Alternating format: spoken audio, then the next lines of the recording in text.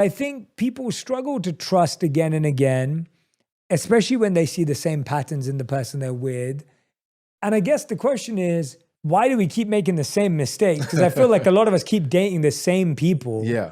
And there's a part of us that also just keeps closing off or being more wounded. It's almost like if you cut yourself, you now walk around with your hand over that cut because you don't want to get cut again. Mm-hmm. And then if you lead it off and it gets cut even deeper, now you're even more conscious of that. And so I find that people are doing that where they're closing their heart more and more because it's been so misused and abused. And I understand that. I understand people don't want to be abused and misused, but I guess the question is, how do people find people that they know respect them so that they can be their best version or be a better version of themselves? So, you can't drive out darkness with more darkness. You can't expose someone who's going to hurt you by being someone who's closed off and holding back yourself. It's kind of what we were just talking about. We have to look at being vulnerable, loving, and open as not just, well, I'm setting myself up to be hurt. No, it's how you expose people faster. If I come with that energy and you cannot respect it, match it, then I know you don't belong here. But if I hold back, I give you a free pass to hold back. So now we have two individuals who are hiding behind their walls because it's comfortable there, but you can't really see what do we really have in front of us. Those walls are blinding you and you can't properly evaluate the situation.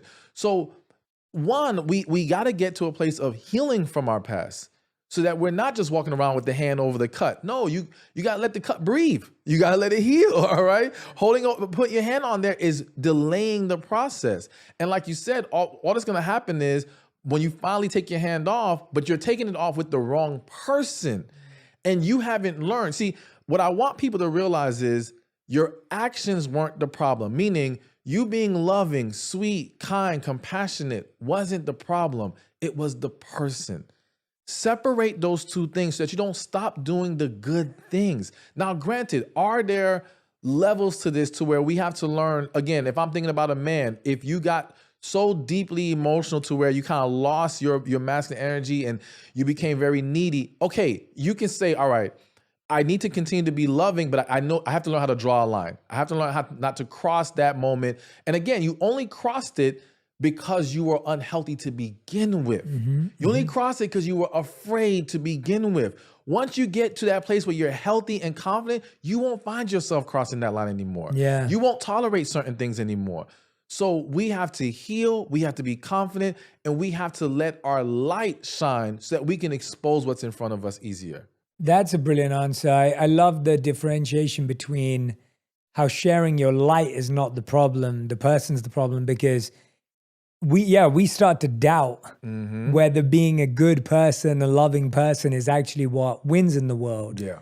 And the truth is that it does win, but it has to win with someone who can receive it and Absolutely. hold that space with you and share that space with you. And I find that a lot of people keep giving that energy to the wrong person because we feel we can make them better.